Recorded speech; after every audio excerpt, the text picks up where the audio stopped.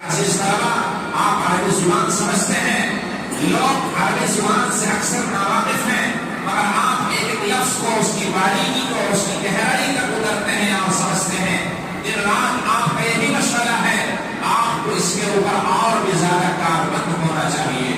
آپ کی زندگی مدارس کے اندر نمونے کی بنائی جاتی ہے۔ اساتذہ اور ذمہ داران حضرات یہ سب آپ کے اوپر پوری توجہ، اپنی شفقت، اپنی محبت آپ کے لیے قربان کرتے ہیں تاکہ آپ ایک نمونہ بنے اور کائنات کو اپنے علم سے، اپنے عمل سے اور اپنے فیوز و برکات سے مستفید کریں، لوگ آپ سے فائدہ اٹھائیں۔ اس علاقے کے اندر آپ چلے جائیں، لوگ انقلاب برپا دیکھیں، وہاں لوگ اپنی زندگی کو سدھار لیں۔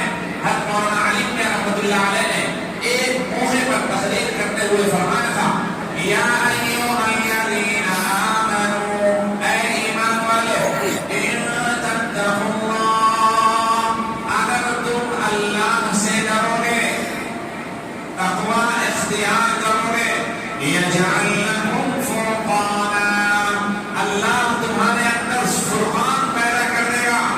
حضرت نے فرمایا کہ فرقان کا ترجمہ یہاں پر کرنا مشکل ہے، شان امتیازی پیدا کر دے گا اللہ۔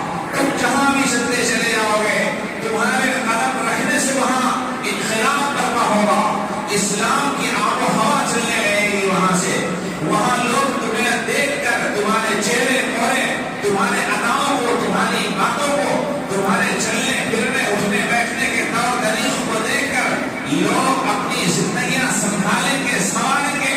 بڑے سے بڑا متمول اور مالدار انسان بھی تمہاری زندگی کے اوپر رش کرے گا، عرش کرے گا کہ زندگی تو ہے، یہ اصل ہے۔